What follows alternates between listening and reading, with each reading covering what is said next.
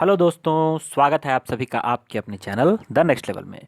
दोस्तों, SSC GD के exam continue चल रहे हैं। 8 मार्च 2019 के फर्स्ट शिफ्ट में क्या क्या क्वेश्चन आए थे वो हम डिस्कस करेंगे। दोस्तों, इस वीडियो को अपने सभी दोस्तों में शेयर कर दें, क्योंकि अब काफ़ी कम ही डेज बचे हुए हैं आपके एग्ज़ाम में। तो जिनके भी एग्ज़ाम बचे हुए हैं उन्हें थोड़े क्वेश्चन टफ सामना करने पड़ेंगे। तो उन्हें आप अगर उन्हें शेयर करेंगे तो उन्हें अगर इन क्वेश्चंस का अंदाज़ा लगेगा कि कैसे क्वेश्चन आ रहे हैं तो उन्हें एग्ज़ाम में ज़रूर ही फ़ायदा होगा। तो चलिए आप इसे जल्दी जल्दी शेयर कर दें और वीडियो को जल्दी से लाइक कर दें। तो चलिए शुरू करते हैं आज का वीडियो। सबसे पहले देख रहे हैं कि हिंदी के कुछ प्रश्न आए हुए थे। तो हिंदी में एक मुहावरा आया था।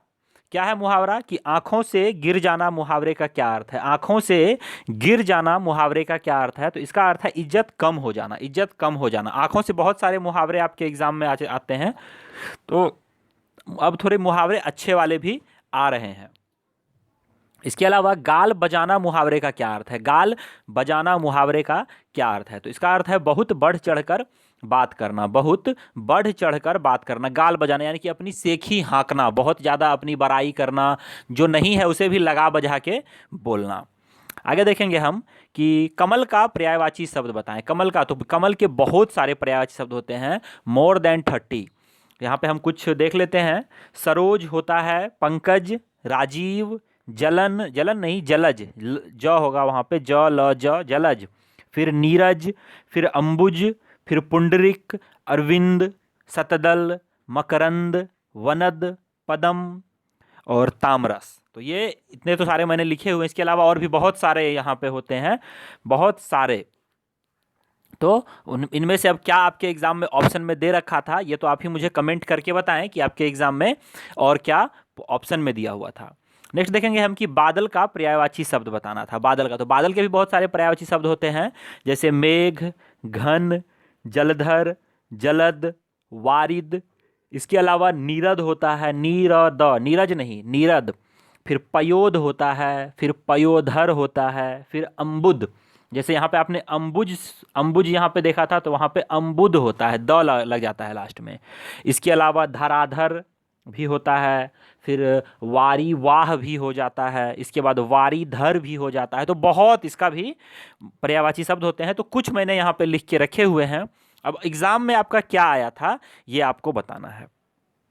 नेक्स्ट देखेंगे हम संधि का विलोम शब्द पूछा गया था। संधि का विलोम शब्द क्या होता है? तो संधि का विलोम शब्द क्या होता है? संधि ग्रह विग्रह। तो हम लोग पढ़ते भी हैं संधि विग्रह करना, संधि करना और संधि विग्रह करना, ये आपने पढ़ा होगा। इसके अलावा ऋतु, ऋतु की शुद्ध वर्तनी पूछी गई थी। तो ऋतु की मैंने शुद्ध वर्तनी यहाँ पे लिख रखी, ऊपर वाला गलत है, नीचे वाला जो है वो ऋतु की शुद्ध वर्तनी है। आगे पूजनीय की शुद्ध वर्तनी पूछी गई थी, तो मैंने पूजनीय की शुद्ध वर्तनी लिख के रखी हुई है ऑप्शन में, उत्तर में, और आपके सामने ऊपर में जो रखी हुई है उस तरह से आपसे 4 ऑप्शन दिए होते हैं। अगर आपने हमारे प्रैक्टिस सेट देखे होंगे तो आपको ये पता होगा। अब हम जीके की बात करते हैं। जीके से पहले हम बता देते हैं आपको कि आपके एग्ज़ाम में और क्या आया था। तो आपके एग्ज़ाम में और एक क्लोज टेस्ट आया था जो भारतीय संस्कृति के ऊपर आया था। तो भारतीय संस्कृति के ऊपर क्लोज टेस्ट था जिसमें फिल इन द ब्लैंक्स थे, वसुदैव कुटुंबकम वगैरह इस तरह से। तो ये सब था। और इसके अलावा आपको वर्तनी, अशुद्ध वाक्य, फिर उसके बाद पैसेज से भी क्वेश्चन बन रहे थे। तो और क्या क्या क्वेश्चन आए थे अगर आपको याद है हिंदी में तो आप मुझे कमेंट करके जरूर बताएं। साथ ही साथ अगर आपको जीके के क्वेश्चन भी याद हैं तो आप कमेंट कर करके बता दें।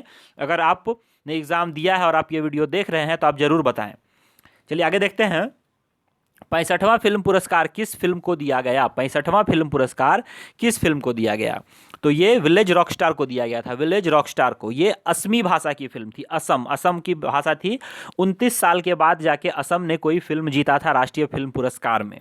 और वहीं अगर हम इसके डायरेक्टर की बात करें तो इनकी डायरेक्टर जो है बहुत ही जोर शोर से क्वेश्चन पूछ रहा है, रीमा दास। रीमा दास असम की डायरेक्टर थी। असम के 2 लोगों को आपको याद रखना है, रीमा दास और एक हिमा दास। रीमा दास फिल्म की डायरेक्टर हैं विलेज रॉकस्टार की, और हिमा दास ये रनर हैं। रनर जो असम की स्पोर्ट्स ब्रांड एम्बेसडर भी हैं, और ये रनिंग के लिए इन्हें एशियन गेम्स में गोल्ड मेडल, सिल्वर मेडल मिला था इन्हें। और इसके अलावा इन्होंने कॉमनवेल्थ में नहीं, इन्होंने एशिया, ये रनिंग का जो वर्ल्ड कप हुआ था तो इसमें इन्होंने भी गोल्ड जीता था। तो नाम याद रखेंगे। हिमा दास का संबंध दौड़ से है, धावक हैं वो। और यहीं पे आपसे अगर पूछ लिया जाए कि अगर एक बार पूछ लिया तो आगे भी पूछे जाने की संभावना है कि बेस्ट, अगर फिल्म के बारे में पूछा तो आपसे बेस्ट एक्टर, बेस्ट एक्ट्रेस और बेस्ट डायरेक्टर के बारे में पूछा जा सकता है। तो बेस्ट एक्टर की बात करें तो अजीत कुमार, अजीत कुमार आप नाम याद रखेंगे। ये south Indian movie Vivegam, Vivegam एक मूवी आई थी, उसके लिए इन्हें बेस्ट एक्टर का अवार्ड दिया गया। श्रीदेवी को मॉम मूवी के लिए मरणोपरांत, और ये पहली एक्ट्रेस बनी है ऐसा प्राप्त करने वाली जिन्हें मरणोपरांत ये पुरस्कार दिया गया है। और बेस्ट डायरेक्टर जो है वो जयराम को दिया गया, जयराम इनकी एक मूवी आई थी भयानगम, तो उसके लिए इन्हें बेस्ट डायरेक्टर का खिताब दिया गया। ये 3 क्वेश्चन आपके एग्जाम में पूछा जा सकता है, याद रखें। अगर हम राष्ट्रीय फिल्म पुरस्कार की बात करें तो 1954 में से ये शुरू हुआ है। इसी पुरस्कार में आपको दादा साहब फाल्के पुरस्कार भी दिए जाते हैं। अगला क्वेश्चन है कि एशियाई खेल 2018 में भारत ने किस खेल में सबसे ज्यादा पदक जीते थे? तो भारत ने शूटिंग में सबसे ज्यादा पदक जीते थे। किसमें? शूटिंग में, निशानेबाजी में। इसमें भारत ने कुल कितने? 9 पदक जीते थे, 9 पदक जीते थे। अगर हम एशियन गेम्स की बात करें 2018 की, तो ये कहाँ पे? इंडोनेशिया में हुआ था, इंडोनेशिया के जकार्ता में हुआ था, जकार्ता। और इस भारत ने इसमें 8वें स्थान पे फिनिश किया था, 8th स्थान पे भारत इसमें फिनिश कर पाया था। और भारत ने कुल इसमें 69 गोल्ड मेडल जीते थे, गोल्ड नहीं, टोटल मेडल 69 जीते थे, जिसमें 15 गोल्ड थे और 24 सिल्वर थे और 30 ब्रॉन्ज थे। तो ये आपको याद रखना है। इसमें भारत के opening flag bearer Neeraj Chopra थे, जिन्होंने भाला फेंक में स्वर्ण पदक भी जीता था। और इसके अलावा जो क्लोजिंग सिरोमनी होती है तो उसमें फ्लैग बेरर थे रानी रामपाल, जो कि हमारे महिला हॉकी की कप्तान थी। तो ये सब चीज़ें आप याद रखें। आगे देखेंगे सौरभ चौधरी का संबंध किस खेल से है? तो ये शूटिंग, निशानेबाजी से इनका संबंध है, शूटिंग। और ये मेरठ के रहने वाले हैं, यूपी के। याद रखेंगे सबसे युवा कॉमनवेल्थ गेम में सबसे कम उम्र में गोल्ड मेडल जीतने वाले ये पहले खिलाड़ी बन गए थे, ये नाम याद रखेंगे आप। 13 ताली किस राज्य का लोक नृत्य है? 13 ताली किस राज्य का लोक नृत्य है? तो ये राजस्थान का लोक नृत्य है, याद रखना है, राजस्थान का। राजस्थान में अभी चुनाव हुए हैं तो आपको पता होना चाहिए कि यहाँ पे कांग्रेस पार्टी की सरकार है। अशोक गहलोत वहाँ के नए मुख्यमंत्री हैं। उप मुख्यमंत्री की बात करें तो सचिन पायलट वहाँ के उप मुख्यमंत्री हैं। और अगर हम बात करें वहाँ के गवर्नर की तो कल्याण सिंह जो है वो वहाँ के गवर्नर हैं, याद रखेंगे आप। आगे देखते हैं भारत में रॉलेट एक्ट कब लागू हुआ था, कब आया था? तो ये 10 मार्च 1919 को आया था, 10 मार्च 1919 को। इसको काला कानून भी कहा गया था।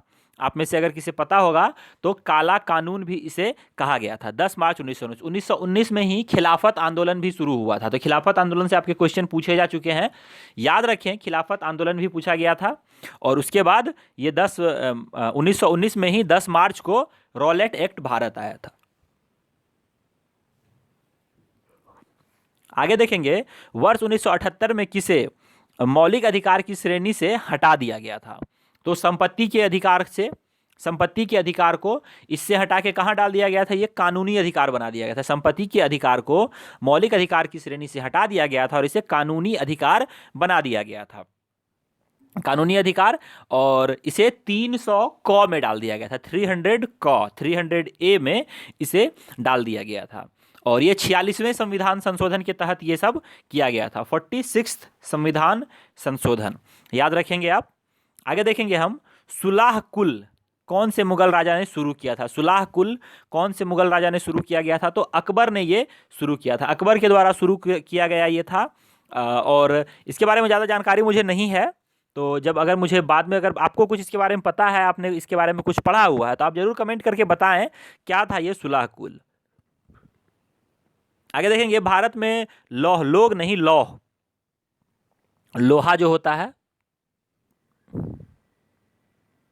ये प्रिंटिंग मिस्टेक, राइटिंग मिस्टेक हो जाता है कभी कभी। तो भारत में जो है लौह निर्यातक बंदरगाह कौन सा है, यानी कि किस बंदरगाह से लोहा वगैरह का निर्यात सबसे ज्यादा किया जाता है? तो ये मार्मागोवा बंदरगाह। मार्मागोवा कहाँ पर है? गोवा में है, गोवा में है, याद रखेंगे आप। भारत के जो बंदरगाह हैं उनके नाम आप जरूर याद रखें, बहुत इंपॉर्टेंट होते हैं। भारत के बंदरगाह बहुत ज़्यादा इंपॉर्टेंट हैं। अगला देखेंगे भारत में प्रथम गठबंधन सरकार किसकी बनी थी? तो अटल बिहारी वाजपेयी की बनी थी वर्ष 1999 में। वर्ष 1999 में बनी थी। 4 साल इनकी सरकार चली थी।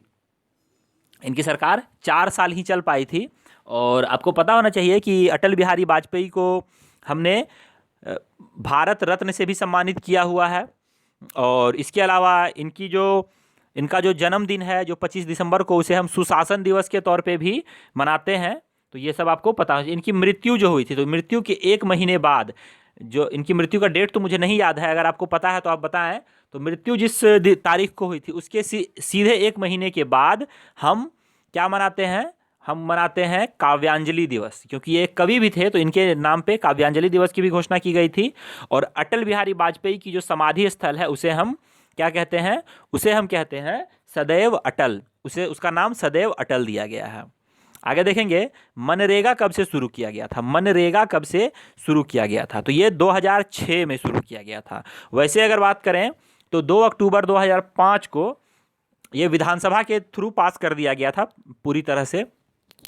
लेकिन जो सबसे पहले ये लागू हुआ था तो ये 2 फरवरी 2006 को लागू किया गया था। पहले कुल 110 जिलों में इसे लागू किया गया था, जो कि 220 रुपये प्रतिदिन की हाजिरी पे 1 साल में 100 दिनों का रोजगार ये प्रोवाइड कर रही थी इस समय।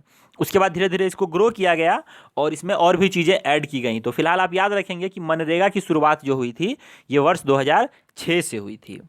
आगे देखेंगे, स्वच्छ भारत अभियान कब से शुरू किया गया? स्वच्छ भारत अभियान कब से शुरू किया गया? तो ये 2 अक्टूबर 2014 में शुरू किया गया था, गांधी जी के जन्मदिन पे। क्योंकि गांधी जी को स्वच्छता से बहुत प्रेम था, इसी कारण से इन्हीं के जन्मदिन पे ये किया गया है। ये खत्म कब होगा अगर पूछ लिया जाए तो इसी वर्ष खत्म होगा, यानी कि वर्ष 2019 में 2 अक्टूबर 2019 को गांधी जी के 50वें जन्मदिन पे ये खत्म हो जाएगा। ये आपको ध्यान देना है। और ये गांधी जी का जो 150वां जन्मदिन है, 50वां अगर मैंने कह दिया हो तो सॉरी, 150वां जन्मदिन, गांधी जी का 150वें जन्मदिन पे ये समाप्त होगा। और इसके लिए वर्ष 2018 के बजट में 150 करोड़ रुपए भी आवंटित किए गए थे कि उस दिन जो भी सेलिब्रेशन किया जाएगा उसमें 150 करोड़ रुपए आवंटित किए गए थे। चलिए आगे देखते हैं कि भारत में सर्वाधिक वन किस राज्य में है? किस राज्य में सबसे ज़्यादा वन है? तो मध्य प्रदेश में है। मध्य प्रदेश में इतना वन है कि पूरे भारत के वनों में अगर हम मध्य प्रदेश के वन का एरिया देखें तो 30% अकेले सिर्फ मध्य प्रदेश के वन है। और 70% में भारत के दूसरे, यानी कि 28 राज्य और 7 केंद्र शासित प्रदेश जो आते हैं वो सिर्फ मध्य प्रदेश से बाहर, उसमें सिर्फ उनमें सभी को मिला के 70% और अकेले मध्य प्रदेश में 30% जंगल है। नेक्स्ट है वर्ष 2012-13 में शिक्षा पर खर्च कुल जीडीपी का कितना था? तो यह 3.8% था। 3.8% याद रखेंगे। अगला है चित्तौड़गढ़ के विजय स्तंभ का निर्माण किसने करवाया था? तो राणा कुंभा ने करवाया था। राणा कुंभा ने। अगर देखेंगे ओजोन परत किस मंडल में होती है? तो ये ओजोन परत जो है ये समताप मंडल में होती है। समताप मंडल में, और ये समताप मंडल के ऊपरी भाग में होता है। समताप मंडल के ऊपरी भाग में। अगर हम ओजोन परत की बात करें तो ओजोन परत की मोटाई हम डाबसन से नापते हैं, ये भी आपको पता होना चाहिए। और ओजोन परत अभी घट रहा है, इसकी मोटाई घट रही है। तो इसी कारण से क्या हो रहा है कि पृथ्वी पे गर्मी काफ़ी बढ़ गई है। पैराबैंगनी किरणें जो हैं वो डायरेक्टली अटैक कर पाती हैं। तो आपको तो पता ही होगा कि ओजोन परत के कारण जो पैराबैंगनी किरणें नहीं आती हैं तो उससे हमारी बचत होती है, जो स्किन कैंसर होती है उससे। तो ये पतली होते जा रही है। इसके लिए रीजन क्या है? तो इसके लिए रीजन है क्लोरोफ्लोरोकार्बन। ये आपको पता होना चाहिए कि क्लोरोफ्लोरोकार्बन का एक अणु जो है वो 1 लाख ओजोन परत के अणुओं को खत्म कर सकती है। चलिए आगे देखते हैं कि किसका हृदय 4 कोष्ठीय होता है? किसका हृदय 4 कोष्ठीय होता है? तो ये पक्षियों और स्तनधारियों के हृदय जो होते हैं वो 4 कोष्ठीय। जैसे हमारा और आपका शरीर जो है, मानव शरीर 4 कोष्ठीय होता है। आपने जैसे मैं एक हृदय की छोटी सी आपको इमेज बना के दिखाऊं तो अगर ये हृदय है तो हृदय इस तरह से 2 भाग में बटा हुआ रहता है। ठीक है, ये ऊपर वाले को आलिंद और नीचे वाले को शायद निलय कहते हैं, या फिर ऊपर वाले को निलय और नीचे वाले को आलिंद कहते हैं। बायां आलिंद, दायां आलिंद, नीचा दायां निलय, बायां निलय। तो इस तरह से 4 कोष्ठ इसमें विभाजित हो जाते हैं। कभी जब मैं आपको बायोलॉजी पढ़ाऊंगा तो उस समय आपको अच्छे से डिटेल में पढ़ाऊंगा। अगर आपने एनटीपीसी का फॉर्म फिलअप किया है तो आपको मैं इसके बारे में ज़रूर बताऊंगा ही, क्योंकि हृदय से बहुत सारे क्वेश्चन एग्जाम में बनते हैं। वहीं अगर हम बात करें मेंढक की, तो मेंढक का जो हृदय होता है वो 3 कोष्ठीय होता है। कछुआ का हृदय भी 3 कोष्ठीय होता है। यानी कि ज़्यादातर जो भी प्राणी जमीन पे और पानी में दोनों ही जगह पे रह सकते हैं, उनके ज़्यादातर 3 कोष्ठीय होते हैं। सिर्फ एक मगरमच्छ उसमें अपवाद होता है। आगे देखेंगे कि एसिड को पानी से प्रतिक्रिया कराने पर क्या होगा, तो ये हमें हाइड्रोजन आयन देगा, H+ आयन ये देता है। उसके बाद देखेंगे कि प्रकाश का प्रकीर्णन का उदाहरण क्या होता है। तो शायद इसमें पूछा गया था कि प्रकाश के प्रकीर्णन का उदाहरण क्या नहीं है, तो यहाँ पे मैं क्या इसके उदाहरण क्या क्या है वो आपको बता दे रहा हूँ। तो यहाँ पे है कि स्वच्छ गहरे जल का हरा नीला दिखाई देना। आपने कभी भी ध्यान दिया होगा तो जो स्वच्छ और गहरा जल है वो आपको हरा और नीला दिखाई देगा, हरा और नीला का मिक्सअप रंग दिखाई देता है। आकाश का नीला रंग दिखाई देना। उसके बाद जो है पानी वाले बादलों का, जो पानी भरा हुआ बादल होता है उसका सफ़ेद रंग दिखाई देना भी इसी कारण से संभव है।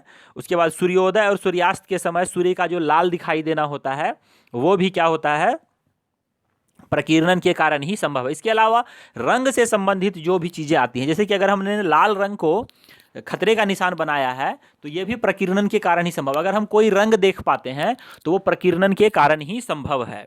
आई होप आपको ये क्लियर हुआ होगा। तो दोस्तों यहीं पे समाप्त हो गए हमारे 8 मार्च 2019 के क्वेश्चन आंसर। आई होप आपको ये पसंद आया होगा। तो इस वीडियो को शेयर जरूर करें।